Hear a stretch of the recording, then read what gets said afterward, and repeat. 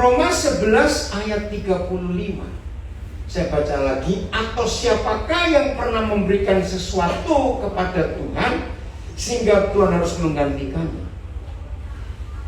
Nanti pendeta-pendeta, pengkhotbah yang khotbahnya duit melulu, beri saudara beri, nanti saudara akan diberi oleh Tuhan. Itu nggak pernah baca ayat ini.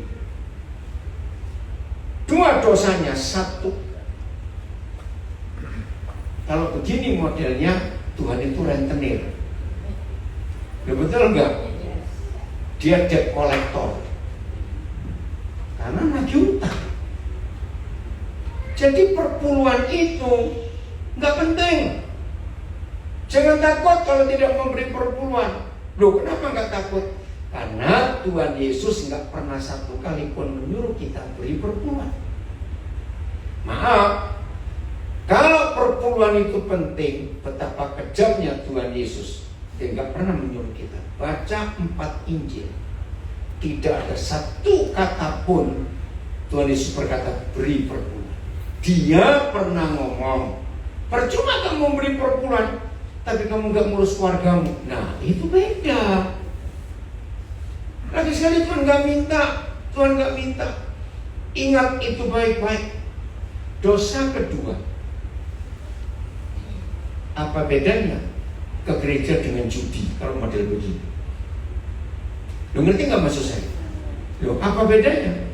Judi kita taruh uang supaya dapat uang. Nah ini kan khotbah-khotbah itu nggak pernah tahu Roma 11:35. Ngeri saudara. Ada terjemahan lain nggak? Oh, bahasa Inggris, ya Indonesia nggak ada, cuma ini aja. Nanti sabda ya, itu penting sekali. Ya, sabda itu ada berapa banyak terjemahan Alkitab. Bahasa Indonesia ada belasan, lalu bahasa daerah berapa suku ada. Sabda klik. Tapi katanya kalau di HP nggak bisa lewat komputer aja. Tolong yang di Zoom sudah jawab belum? Ayo, yang di Zoom kerjasama dong. Saya tanya ini. Saudara bisa dengar jelas nggak suara saya? Tolong ya. Baik. Ayat kedua, 1 Timotius 6 ayat 5. 1 Timotius 6 ayat 5. Jadi jangan ngomong uang dengan Tuhan. Ya, lagi sekali, jangan bicara uang dengan Tuhan. Uang itu urusan kita masing-masing. Ya, saya punya 3 resep untuk jadi kaya tanpa Tuhan. Mau tahu nggak resepnya? Gratis kok. Belum betul? Mau? Iya, dan gua apa? 1, dapat warisan mendadak. Oh, kan kaya toh. Dia nggak dapat warisan mendadak. Oke. Yang kedua, rajinlah. Kerja yang rajin pasti kaya. Yang ketiga, meditlah. Lo serius? Orang pelit itu pasti kaya tanpa Tuhan. Betul? 1 Timotius 6 ayat 5. Lo betul nggak? Nah, inilah 3 resep untuk kaya. Nggak usah Tuhan, nggak usah Tuhan. Ya, langsung saja. Dan yang keempat, jadilah maling yang pintar. Perampok-perampok koruptor itu kan maling. Jadi jangan urusan uang itu dicampur dengan Tuhan. Dia nggak suka. Nanti saya tunjukkan ayatnya supaya saudara tahu. Lihat ayat ini. Ayo kita baca sama-sama. 1, 2, 3. Percekcokan. Enak. Apa kata lain percekcokan? Ayo, apa kata lain percekcokan? Pertikaian. Apalagi? Pertengkaran. Apalagi? Perseteruan. Ya, berkelahi. Perdebatan. Lihat ayat ini ngeri. Ulangi lagi. 1, 2, 3. Percekcokan antara orang-orang yang tidak lagi berpikiran sehat dan yang kehilangan kebenaran, yang mengira ibadah itu adalah suatu sumber. Wih, jahat gak ini? Maka itu pendeta yang mata duitan gak pernah baca ayat ini. Berarti yang suka cekcok, yang tidak lagi berpikiran sehat, kehilangan kebenaran, itu siapa? Orang Kristen. Karena itu ada di dalam ibadah. Catat ya 2 ayat ini. Sampaikan kepada semua saudara-saudara kita. Kalau saudara punya teman pendeta, suruh baca 2 ayat ini supaya mereka nggak khotbah duit melulu. Jadi ibadah jangan dijadikan tempat cari duit. Betul? Pelayanan itu panggilan, bukan bisnis, goblok. Betul tidak? Karena tidak sedikit orang katanya melayani, tapi sumber keuntungan buat dia dagang firman. Bukan begitu. Jelas ya? Ayat ketiga, Matius 6 ayat 24. Matius 6 ayat 24. Bapak ampuni kami. Terima kasih kalau The Tower of Breakthrough di Surabaya ini berani melawan arus. Hebat. Terus lawan arus. Nggak usah ikut-ikutan yang salah. Baca sama-sama. 1, 2, 3. Tak seorang pun dapat mengabdi kepada 2 Tuhan. 2 Tuhan, itu kata yang betul ya. 2 Tuhan. Karena jika demikian, ia akan membenci yang seorang dan mengasihi yang lain, atau ia akan setia kepada yang seorang dan tidak mengindahkan yang lain. Baca, katakan aku, bukan kamu. 1, 2, 3. Saya tidak dapat mengabdi kepada Tuhan Yesus dan kepada uang. Mammon itu uang. Berarti di dunia ini siapa Tuhan itu? Ada 2 loh. Ayo baca, siapa Tuhan itu di dunia ini? Tuhan dan uang. Nah, jadi ini yang kita lihat. Kalau Tuhan Yesus saja mengatakan hanya ada 2 Tuhan di dunia ini. Siapa dan siapa? Tuhan Yesus dan uang. Bayangkan, kalau Tuhan Yesus saja mengakui uang itu punya kekuatan. Bagi yang belum tahu, perhatian. Tuhan Yesus di ayat ini, pelan-pelan ya, ini pertanyaan penting supaya saudara tahu. Tuhan Yesus di ayat ini mengakui uang itu benda atau pribadi. Baca baik-baik. Pribadi. Dari mana saudara tahu uang itu pribadi? 2 Tuhan. Seorang. Wih, ini luar biasa. Lagi sekali. Tidak ada yang lain di dunia yang pernah berkata uang itu seorang. Hanya Tuhan Yesus. Siapa yang belum pernah dengar ayat ini, biar hari ini saudara, tidak seorang pun bisa mengabdi kepada 2 Tuhan. Ia akan membenci yang seorang dan akan mengasihi yang lain, orang juga. Nah, pertanyaannya, berarti kalau Tuhan Yesus menyebut uang itu bukan barang tapi pribadi, berarti uang itu punya apa? Nyawa. Punya nyawa, punya pengaruh. Uang itu punya kuasa.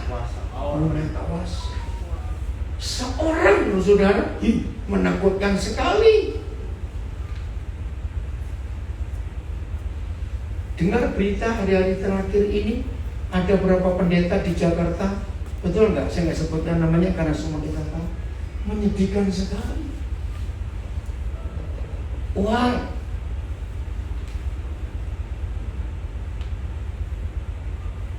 Kita harus tahu.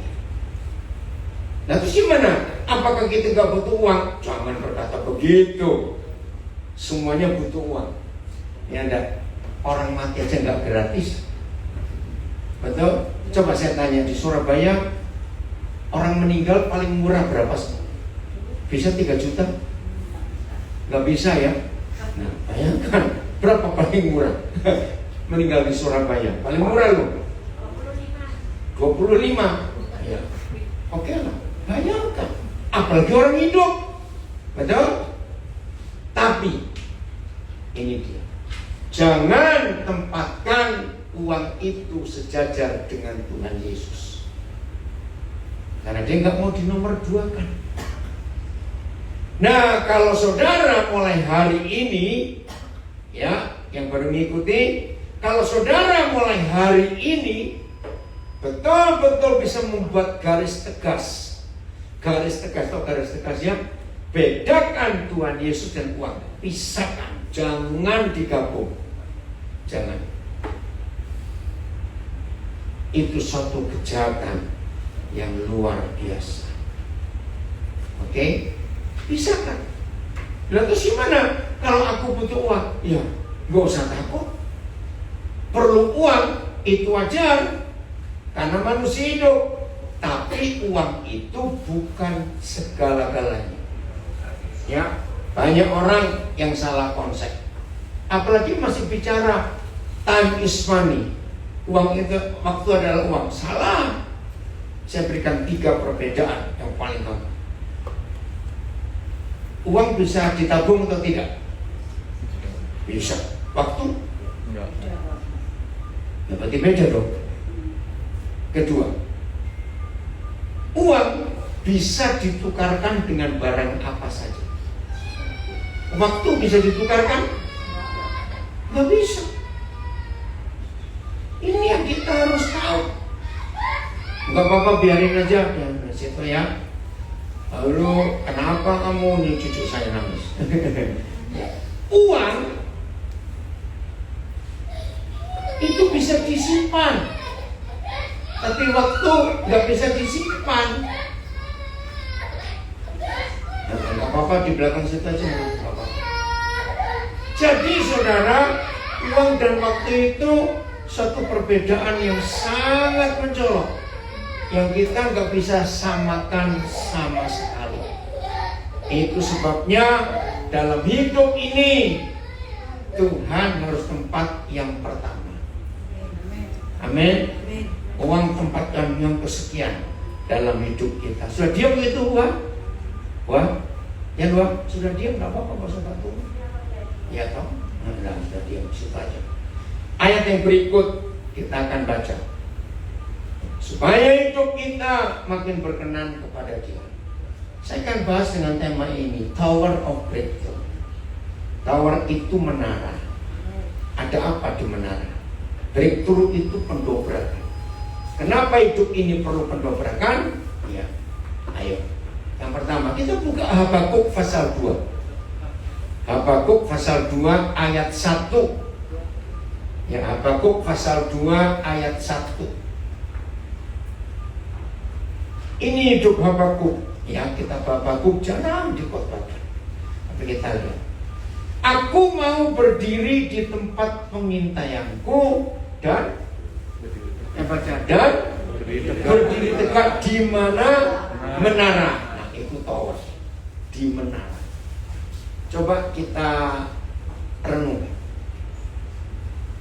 Kira-kira kalau ada orang berdiri di tempat pengintaian dan berdiri tegak di menara, orang ini ngapain? Berjaga-jaga, pengawas, betul, apalagi? Mengintai, memantau, menyelidiki, mencari tahu. Saudara perhatikan firman-Nya. Boleh nggak saya tambahkan, berarti dalam keadaan perang dan bahaya? Ya toh, maka itu ada di pengintaian dan berdiri tegak di menara, ngawasi musuh. Dari mana datangnya? Saya tanya dengan jujur, dalam hidup kita banyak nggak musuh yang nggak suka kita sungguh-sungguh dengan Tuhan? Banyak tidak? Banyak. Nah, maka itu menara itu tempat yang sangat penting untuk hidup kita. Kira-kira Habakuk ini sedang apa dengan Tuhan? Lihat kalimat berikut. Aku mau, baca. Aku mau meninjau dan menantikan apa yang akan difirmankannya kepadaku. Jadi selalu menunggu Tuhan, selalu menunggu perintahnya. Amin. Karena sikap hidup yang seperti ini yang Tuhan sangat suka dalam hidup kita. Dengan kata lain, gak sibuk ngurusin diri sendiri, ya, gak sibuk ngurusin diri sendiri, betul tidak? Tapi sibuk melihat suasana, sibuk melihat situasi, sibuk mengintai ada apa ini, ada apa ini. Selalu begitu dalam hidup kita ini, sibuk. Maka itu kalimat terakhir, dan baca apa yang ayo baca, dan apa yang akan dijawabnya atas pengaduanku. Saudara, jangan salah terjemahan ayat ini. Kalau memang kata pengaduanku berarti urusannya ada masalah, ada masalah. Gak apa-apa, diam kok, diam. Gak apa-apa, biarin, ya.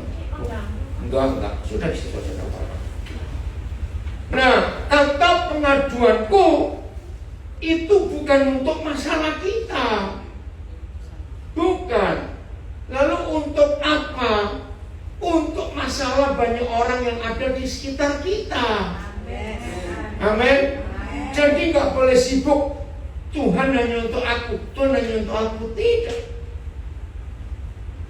Lihat, kita keluar dulu. Kejadian 18. Ya, Kejadian 18. Ayat yang ke-2 ayat 19. Ya, ayat 19. Kejadian 18 ayat 19. Oh, saya kebalik. Kejadian 16 ayat 19. Maaf, saya salah. Kejadian 16 ayat yang ke-19. Oh, sebentar. Betul-betul 8, kejadian 18 tadi. Tapi bukan ayat 19, ayat yang ke-17. Coba, maaf. Kejadian 18 tetap ayat 17. Oh, sebentar. Di pasal ini ayat berapa ya? Yang Tuhan, oh, coba ayat 21.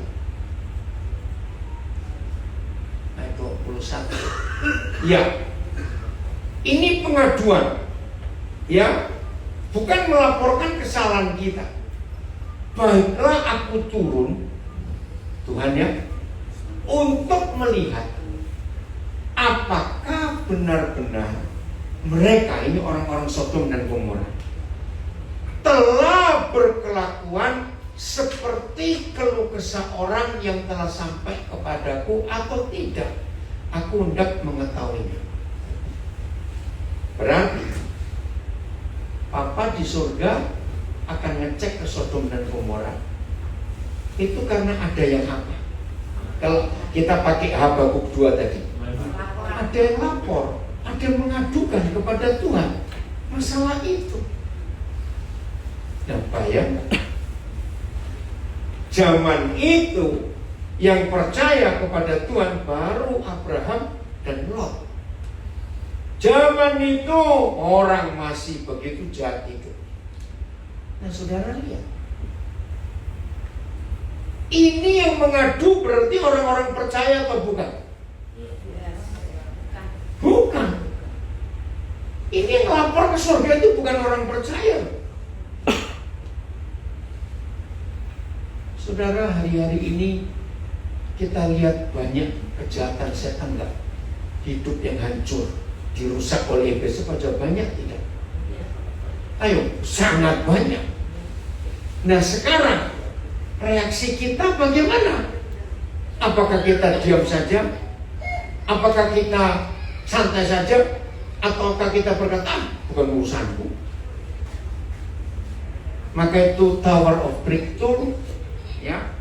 Saya ulangi, Tower of Breakthrough harus seperti Habakuk mengintai di menara dan mengadukan apa yang terjadi di sekitar kita.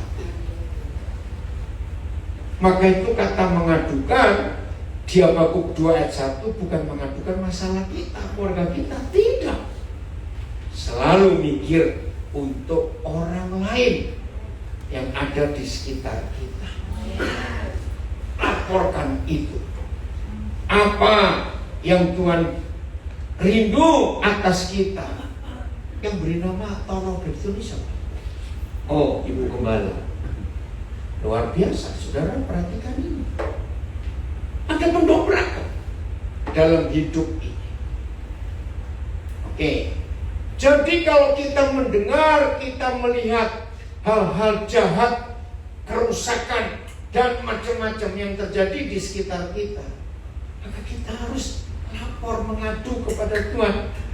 Jadi doa-doa kita, maaf, nggak hanya doa untuk masalah keluarga kita, masalah keuangan kita, masalah hidup kita, masalah sakit kita, masalah anak-anak kita, nggak cuma itu.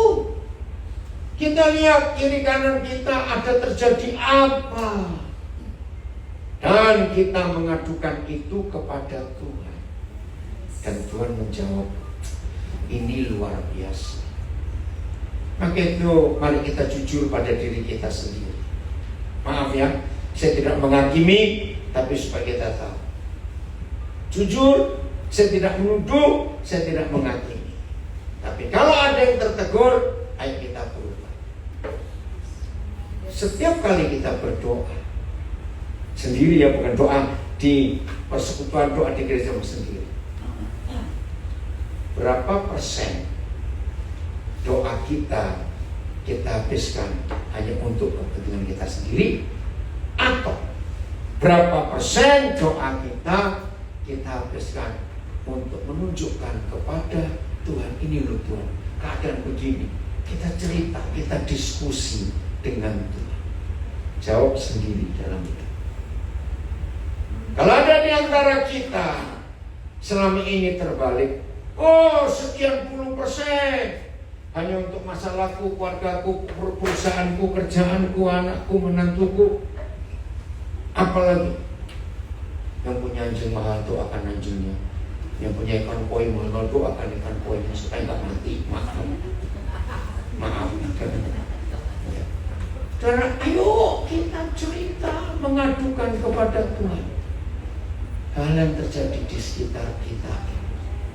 Itu penting sekali. Berarti Tuhan ingin kerjasama dengan kita, dan kita kerjasama dengan Dia. Maka itu Tuhan perlu pengaduan kita. Bukan mengadu untuk masalah-masalah kita, tidak. Tapi mengadukan kepada Tuhan apa yang sedang terjadi sekarang ini di sekitar kita. Mengerikan sekali. Kita lihat ayat ini, 1 Korintus 3 ayat yang ke-8. Siapa kita bagi Tuhan? Ya, siapa kita bagi Tuhan? 1 Korintus 3, ayat 9, maaf, ayat 9. Saya salah. Ini pertanyaan penting, siapa kita bagi Tuhan? Karena kami, baca 1, 2, 3. Karena kami adalah kawan sekerja Tuhan. Artinya apa kawan sekerja? Kerjasama, partner. Ayo, apa lagi? Teamwork.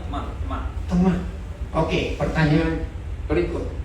Disebut teman sekerja, ya, dalam urusan bisnis, dalam urusan apa saja, ya, teman sekerja itu selalu ada yang nggak sama. Naruh modalnya berapa, kelebihannya apa, dia naruh apa, ya, karena nggak harus selalu uang. Investasinya apa? Yang saya mau tanyakan, tolong jawab. Kalau disebut teman sekerja, partner, teamwork, bisa nggak yang satu berkata, kamu di rumah aja biar aku yang kerja? Nggak bisa. Namanya tim, ya harus sama-sama kerja. Nah, kita lihat.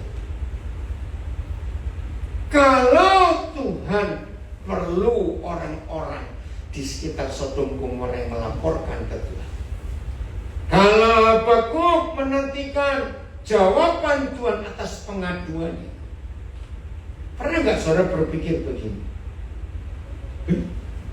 Tuhan kan Maha Kuasa, betul? Masa dia nggak bisa kejar sendiri? Loh, kepikir nggak kalau begitu? Loh, seharusnya Tuhan bisa kerja sendiri nggak? Seharusnya bisa. Tapi kenyataannya dia nggak mau. Dia butuh gereja. Itulah kita. Saya mulai dari zaman Nuh. Masih ingat berapa tahun Nuh menyelesaikan kapal yang besar itu? Ayo, siapa ingat berapa tahun? 120 tahun. Coba, kira-kira kalau Tuhan kerja sendiri berapa detik itu jadi? Bisa kejam saja. Di situ saya mikir, sabar sekali Tuhan. Menunggu manusia kerja 120 tahun. Padahal Tuhan bisa kerja lebih cepat. Dia nggak mau. Berapa tahun Israel muter-muter di padang gurun baru nyampe tanah? 40 tahun. Waktu saya jadi guru sekolah minggu, saya nggak akan lupa. Dulu ada seorang anak. Ketika saya sampaikan betapa repotnya mereka jalan di padang gurun, ya, nggak ada peta zaman itu, apalagi GPS nggak ada. Musa pun belum pernah ke sana. Suruh mimpin 4 juta orang loh kira-kira saudara, bisa lebih. Belum ada radio zaman itu, belum ada handphone. Gimana itu ngatur 4 juta orang? Bayangkan ribetnya kayak apa. Wah, semuanya soal makanannya, soal mandinya, soal WC-nya. Ribetnya kayak apa? 4 juta orang. Tiba-tiba ada seorang anak tanya, Tuhan itu punya malaikat banyak enggak? Pertama mikir, kenapa dia tanya ini? Ya saya jawab banyak. Ada 4 juta enggak? Karena saya sebut angka 4 juta. Ya lebih. Begini anak itu tadi. Kenapa Tuhan gak minta malaikat-malaikatnya, satu malaikat gendong satu orang Israel? Kan cepat nyampe. Saudara, saya belum pernah kepikir hal itu baru anak kecil ini. Kira-kira pertanyaannya masuk akal nggak? Masuk. Kan lebih cepat digendongin satu-satu. Loh, iya atau tidak? Nah, dari situ saya sadar 1 Korintus 3:9. Ternyata walaupun dia maha kuasa, dia tetap memerlukan gerejanya untuk menyelesaikan pekerjaan. Maka itu selama ini, maaf, jangan tersinggung. Kalau kita teman sekerjanya, jujur jawab, siapa antara Tuhan dengan kita dan Tuhan dan kita dengan Tuhan yang suka merepoti siapa? Loh, jangan ketawa dulu, saya tanya kok. Ayo, siapa yang suka ngerepoti siapa? Nah, siapa kok diam saja? Kita gitu loh, ngaku. Maka itu Tuhan pusing punya teman sekerja kayak kita begini. Betul, malah ngerepoti. Santengan minta pendeta doakan, ya ampun. Sakit gigi minta pendeta doakan. Jadi nggak repot, betul? Padahal kita ini teman sekerjanya. Woi, ada banyak hal yang kita bisa lihat firman ini, bahwa kita teman sekerjanya. Maka itu kita harus kerjasama dengan Tuhan dan Tuhan kerjasama dengan kita. Betul? Jadi kalau kita berdoa minta sesuatu, jangan cuma ke satu arah saja. Kita pun harus dengar Tuhan lagi perlu apa sekarang dengan kita untuk menyelesaikan pekerjaannya ini. Jadi teruskan visi ini luar biasa. Wih, hebat. Persekutuan ini, komunitas ini tidak cari duit dari luar, tapi semua dikerjakan dari dalam dan kita keluarkan. Wih, itu dahsyat sekali. Ayo, sampai bumi ini penuh kemuliaan Tuhan. Karena Tuhan mau menyerahkan sekerja yang hebat seperti kita. Banyak pekerjaan yang belum selesai sampai hari ini. Betapa rindunya Tuhan. Ya, saya beri contoh satu lagi. Amos 3 ayat 7. Biar ini jadi visi yang makin kuat untuk the power of breakthrough ini. Amos 3 ayat 7. Itu Amsal, bukan Amos. Amos.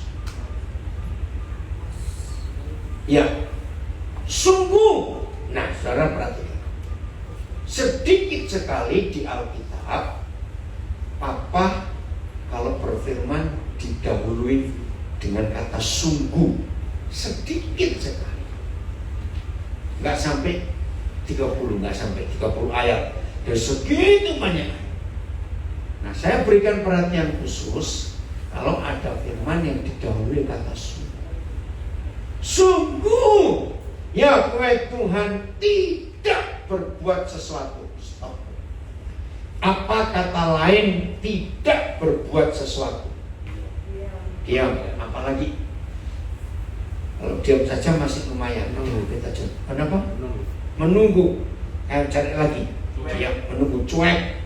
Ayo. Apalagi? Nggak mereka. Nggak respon. Apalagi? Sungguh Yahweh Tuhan tidak berbuat sesuatu. Ini mengerikan. Oke, sambil saudara berpikir, saya balik dulu. Di alam semesta ini, di dunia ini ada berapa kekuatan? Dua. Siapa dengan siapa? Ayo. Tuhan dengan setan, dengan iblis. Ini pertanyaan penting. Kalau Papa kita tidak berbuat sesuatu, diam, pasif, nggak bisa ngapa-ngapain, terbelenggu, berarti yang benar-benar siapa? Ini masalah. Fakta, saya tanya supaya semua kita sadar. Yang di rumah juga mulai hari ini, jangan egois. 24 jam sehari yang kita dapat, Tuhan pilih kasih atau semuanya sama 24 jam? Perampok, penjahat, pemerkosa, pezina, pencuri, orang benar, orang baik, waktunya sama tidak? Sama. Nah, itu Tuhan adil. Kalau saya jadi Tuhan, saya kurangi. Ya, perampok, penjahat cuma saya kasih 6 jam sekali. Supaya nggak ngapa-ngapain dulu. Boleh nggak berpikir begitu? Tapi Tuhan tidak. Tetap sama 24 jam. Nah, pertanyaannya, 24 jam ini kita habiskan untuk apa saja di setiap jam? Maaf, ini cuma intermezzo saja, jangan dimasukkan hati. Ada nggak seorang manusia hanya merawat wajah yang cuma sekian sentimeter persegi?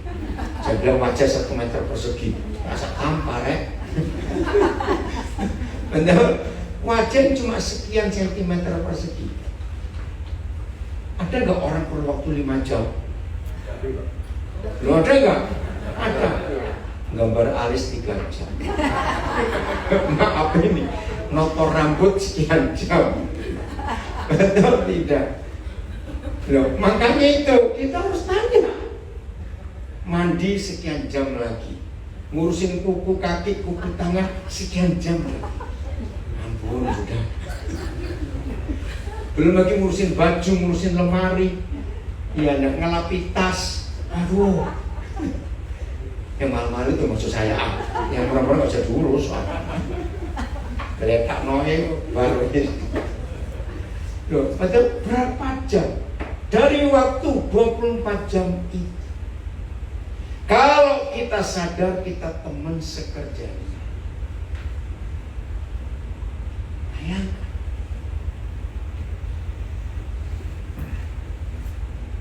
Ayo, kita buat itu. Maaf, ini saya cuma cerita.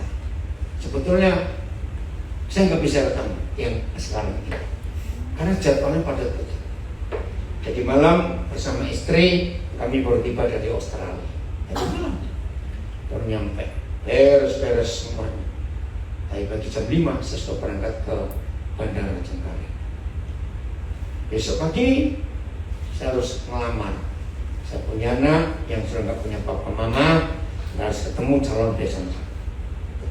Terus ada urusan lain lagi untuk bangunan sekolah di Papua. Lalu Sabtu, habis Jumat jam 9 saya ke Tegal, karena sore ada pelayanan, hari Minggu 3 kali. Minggu malam saya balik ke Jakarta lagi, Senin saya ada rapat lagi untuk beberapa urusan pelayanan. Selasa 17 saya ke Lawang, ada retreat. 19 selesai, saya ke Lampung. Karena ada pelayanan dari Lampung ke Sumatera Selatan, dan sampai ke Palembang. Muter terus gitu. Mau ikut? 27 Mei pagi, saya berangkat ke Amerika. Tanggal 9 Juni saya tiba di Jakarta, langsung saya ke Kopeng. Ada pelayanan ngajar di sekolah teologi di sana. Terus begitu hidup saya. Kenapa? Karena saya sadar siapa saya di hadapan Tuhan. Dapat penghargaan yang luar biasa. Diakui sebagai teman sekerjanya, partnernya. Hargai itu. Maka itu jahat kalau ada di antara kita 24 jam kita berkata, kurang loh Tuhan, kurang. Jujur mau tambah berapa? Nanti pertanyaan mau tambah berapa? Ayo. Nah, untuk semuanya, baik masalah uang, masalah apa saja, caranya cuma satu untuk kita gak kalah, bisa berkata cukup. Betul? Kalau untuk apa saja kita bisa berkata cukup, maka uang gak akan memperbudak kita. Kalau kita bisa berkata cukup Tuhan 24 jam, maka kita tetap bisa menjadi teman sekerja Tuhan, dan kita bisa bereskan juga tanggung jawab kita seharian. Cukup. Tuhan gak pernah salah itu. Saya ulangi, sungguh Yahweh Tuhan tidak berbuat sesuatu. Kapan dia bisa berbuat sesuatu? Kalau saya tambahkan pertanyaan ini, baca. Bukan kapan pun. Ayo, kapan Papa di surga bisa buat sesuatu? Lu ngerti gak pertanyaannya? Maka itu baca. Dia nunggu siapa baru bisa buat sesuatu? Siapa hambanya? Kita, teman sekerjanya. Wih, ini luar biasa. Sungguh serius. Dia nggak ngapa-ngapain sebelum saudara dan saya mengerti keputusannya. Ini yang Tuhan minta. Jadi begini artinya, tolong jangan. Jadi kalau di sekitar kita tinggal setan merajalela, setan obrak-abrik kehidupan, itu yang salah siapa? Nah, yang salah kita. Salahnya gimana? Iya, tidak mau jadi teman sekerja Tuhan. Akhirnya Tuhan diam. Kalau Tuhan diam, siapa yang bergerak? Setan. Wih, saya kaget lihat ini. Maaf, saya cuma cerita.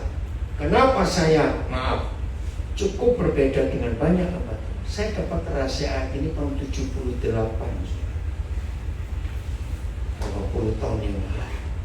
42 tahun yang lalu. 44, terima kasih. Maka itu hidup saya berubah. Dulu itu saya nggak mau main-main, saya nggak mau santai-santai. Karena kalau kita tidak bergerak bersama Tuhan, setan yang bergerak. Jadi jangan salahkan Tuhan, juga jangan salahkan setan. Setan itu nggak usah disalahkan, dari dulu sudah salah. Kalau kita nyalakan setan, buang-buang waktu. Ini perkara serius. Kita teman sekerja. Suatu kali saya pernah mikir ini. Mulai dari Adam. Adam gagal atau berhasil dengan Tuhan? Akhirnya cari Henokh. Puji Tuhan. Tapi kelanjutannya ketemu Nuh. Tuhan, Nuh gagal lagi enggak dengan Tuhan? Gagal lagi Nimrod. Akhirnya Tuhan cari Abram. Masih ingat Kejadian 12. Lahir anak-anaknya. Israel gagal atau berhasil? Gagal. Sampai nabi-nabi ditutup perjanjian lama, kitab Maleakhi. Gagal. Perkawinan hancur. Tuhan sedih sekali. Nah, akhirnya perjanjian baru dimulai.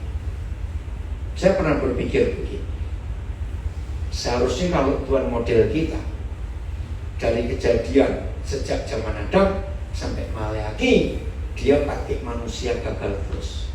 Ayo kalau Tuhan model kita, begitu mulai perjanjian baru dan dia sendiri yang turun jadi manusia, namanya Yesus Kristus Tuhan. Kalau saya, Tuhan model saya nggak cari orang lagi dah. Loh, betul tidak? Wajar nggak? Loh, saya tanya aja cepat jawab. Loh, sekian banyak gagal semua, ngapain cari orang lagi? Apalagi dia sudah jadi manusia, ya udah biar kerja sendiri. Ternyata tidak. Tuhan Yesus cari murid lagi. Dan masih ingat milihnya berapa jam berdoanya? Semalaman. Ayo, doa semalaman. Harusnya nggak salah pilih, bukan? Loh, kok bisa Yudasnya masuk? Betul nggak? Ini logika saya. Itu saya kagum. Maka itu sampai Paulus yang nulis, karena kita ini kawan sekerja Tuhan. Luar biasa. Kita kawan sekerja Tuhan. Dengan ayat ini kita tahu Tuhan tidak akan ngapa-ngapain tanpa kita. Ini firman yang hebat sekali. Kita lihat Efesus 1. Nanti saya minta anak saya Naldo untuk bagikan sesuatu kelanjutan ini. Ya. Jadi Pak Andreas yang dari mana sudah bebas? LP mana? Oh, Pasuruan. Yang dikenal ya. Siapa namamu? Awal atau Awang? Awang. Asal mana Awang? Oh, dari Malang. Nah, ini baru bebas loh. Dari sekolah kehidupan. Di LP mana, Wang? Pasuruan. Karena berapa tahun? 3 tahun. Nah, langsung dibawa anak saya Naldo ya ke Pontianak nanti. Itu pelayanan mereka. Ini tim dari penjara. Itu yang dari sana 2 itu lulusan juga. Angkat tangan Hendra dengan ya. Lulusan mana? Lawawaru, dua-dua Lawawaru. Enggak, sebentar. Hendra lulusan mana? Lawawaru juga. Nah, itu. Mereka ini sudah berubah itu. Ada lagi siapa? Oh, dari mana? Oh, Perobokan. Oh, yang kapan itu, Naldo? Oh, kamu baca. Nah, ini dari Perobokan. Naldo ini anak saya yang hobinya pasti cari penjara. Ya, Pak Andreas juga lulusan Lampung dulu. Sekarang pelayanannya di penjara juga. Wih, luar biasa kok saya dengar kesaksian mereka. Ayo, yang terakhir yang kapan itu? Yang minta jaminan bebas sudah diurus. Dari mana itu? Pak Andreas. Ya lupa saya. Kapan itu Pak Andreas ngomong? Terus surat jaminan. Ya nanti kita dengar kesaksian mereka ya. Oh, kamu Tendro? Enggak, saya oh, adik. Ya. Jadi saudara, pelayanan mereka ini suka jamin orang. Seperti Tuhan Yesus menjamin hidup kita. Amin. Kita ini kan bajingan semua, bukan? Puji Tuhan aku. Betul nggak? Kita ini kan jahat loh. Betul? Tuhan itu nggak pernah ngitung dosa besar dosa kecil. Ya, siapa yang dulu waktu masih SD pinjem bensin temannya nggak balik sampai hari ini? Gue kan guyu dikandani. Itu penjahat loh. Betul nggak? Ya toh, jangan anggap enteng. Siapa dulu masih kecil, tetangga rumahnya papa kita ada pohon mangga dan satu dahan masuk ke halaman rumah papa kita, suka curi terus. Maaf, jadi buat Tuhan dosa itu nggak ada ukurannya. Maka itu kalau mau berdosa get no pisang, ngapain tanggung-tanggung? Betul nggak? Hukumannya sama kok. Oke, ini bedanya Tuhan kita dengan agama-agama lain. Oke ya? Loh, tadi saya sebut ayat berapa belum? Oh iya, Efesus 1 ayat 22-23. Terima kasih. Nah ini sebuah penegasan yang luar biasa. Ya. Dan segala sesuatu telah diletakkannya. Nyanyi ini Bapa di surga. di bawah kaki Kristus. Dia telah diberikannya kepada gereja, yaitu kita sebagai apa? Kepala dari segala yang ada. Pelan-pelan. Dalam ilmu manajemen, ya, seorang pemimpin, seorang manajer, salah satu yang dimiliki bisa mendelegasikan tugas atau bisa membagi tugas. Betul? Loh, saya tanya kok. Betul. Inggrisnya job description. Seorang manajer kalau tidak bisa mendelegasikan tugas, berarti dia one man show. Nah, ternyata Tuhan Yesus nggak begitu. Papa di surga juga tidak begitu. Walaupun dia bisa mengerjakan apa-apa sendiri, tapi dia perlu kita. Kenapa? Perlu kolaborasi. Nah, setelah Tuhan Yesus naik ke surga, Papa mendelegasikan tugas kepada Tuhan Yesus dan pada gereja dengan pembagian ini. Tuhan Yesus sebagai kepala, gereja sebagai tubuh. Iya, tubuhnya jemaat. Saudara, ini luar biasa. Mari kita belajar sedikit anatomi tubuh manusia. Tuhan Yesus sebagai apa? Kepala. Papa di surga sudah atau belum meletakkan segala sesuatu? Telah, sudah. Berapa segala sesuatu itu? Semua di bawah. Oke, pelan-pelan. Jadi yang nginjak setan-setan ini siapa? Kita. Ayo. Anatomi tubuh manusia. Nah, kalau saudara berkata yang menginjak segala sesuatu adalah Kristus, berarti kaki itu di mana? Di kepala. Kalau kaki di kepala, namanya kepiting. Loh, serius. Ini ayat luar biasa, saya sadar. Jadi yang mengalahkan setan ternyata bukan Tuhan Yesus. Kepala yang menyatu dengan tubuhnya, maka kaki ini kuat untuk menginjak setan. Kita punya kuasa. Karena kita punya kuasa, tapi masalahnya belum. Karena tubuhnya belum bersatu, masih pecah-pecah sendiri. Yang GKI ngotot aku GKI, yang Katolik ngotot aku Katolik, yang Betani ngotot aku Betani, Pantekosta bilang aku Pantekosta, yang Advent ngotot, dan semuanya lagi. Ini yang menyedihkan. Maka itu sebelum gereja bisa bersatu sebagai tubuh Kristus, setan masih cengengesan karena belum ada yang bisa mengalahkan dia. Catat ayat 23. Ini terjemahannya agak membingungkan. Saya akan usahakan terjemahkan dengan baik. Gereja yang adalah, betul? Belum betul? Yaitu kepenuhan dia yang memenuhi semua dan segala sesuatu. Ini susah dimengerti gini. Saudara kenal orang jenius, ya profesor siapa, doktor siapa. Kalau orang dikatakan dia jenius, dia pintar, itu pasti mikir apanya? Otaknya. Lo betul ya? Kepalanya. Lo ya masuk perutnya, masuk dengkulnya. Matanya. Nah, sepinter-pinternya orang jenius, masa kalau dia kemana-mana ngajar cuma kepalanya pergi sendiri, tubuhnya tinggal di rumah? Loh, saya tanya, begitu? Enggak. Dia tetap perlu tubuhnya. Itu arti ayat 23. Sehebat-hebatnya Tuhan Yesus, tanpa tubuhnya dia punya arti. Ya sudah. Itu arti ayat. Maka itu pulang dari pertemuan kita sebentar, sadar siapa kita bagi Tuhan. Maka itu setan benci kepada gereja yang bersatu.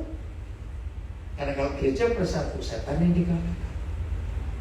Jadi mulai hari ini, begitu bangun pagi, langsung siap. Tuhan, aku teman sekerjamu.